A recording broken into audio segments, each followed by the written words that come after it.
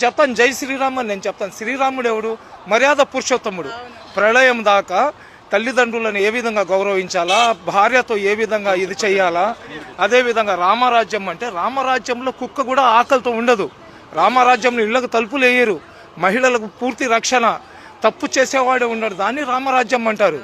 శ్రీరామచంద్రుడు కేవలం హిందువులకే కాదు, వాళ్ళ పేటెంట్ కాదు. శ్రీరామచంద్రుడు సృష్టిలో ఉన్న ప్రతి ఒక్కరికి ఆరాధించదగ్గ వ్యక్తి అతను.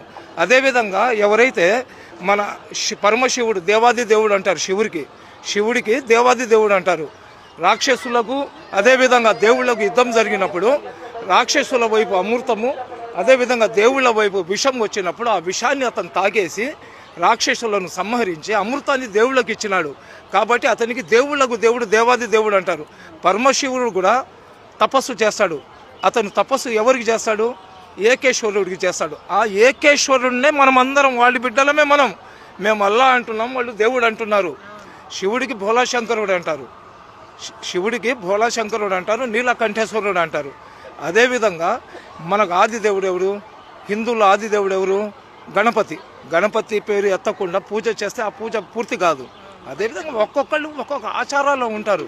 కానీ అందరు కూడా కోరుకునేది ఏంది? అందరూ బాగుండాలని. ఈరోజు హిందూ సమాజంలో గాలి దేవుడు, సూర్యదేవుడు, భూదేవి రకరకాలుగా చెప్తారు కదా.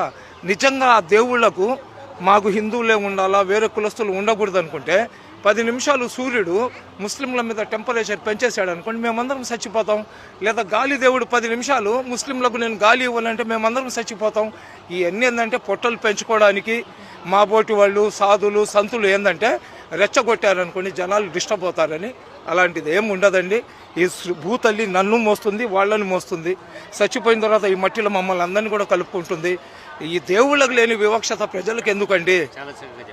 దేవుళ్ళకు లేని వివక్షత ప్రజలకు ఎందుకు? చెప్పేవాళ్ళు చెప్తుంటారు, వచ్చేవాళ్ళు వస్తుంటారు. సరేనా? అందరూ బాగుండాలా, అందులో మేము ఉండాలా, నా రాష్ట్రం సస్యశ్యామలంగా ఉండాలా, నా దేశం ప్రపంచంలో ఉన్నతమైన స్థానంలో ఉండాలా. అది ఒక్కటి ప్రతి భారతీయుడు కానీ కోరుకుంటే భారతదేశంలో ఆకలి ఉండదు, భారతదేశంలో నిరుద్యోగులు ఉండరు, భారతదేశంలో కష్టాలు ఉండవు, భారతదేశంలో స్త్రీల గౌరవం ఉంటుంది. ఈరోజు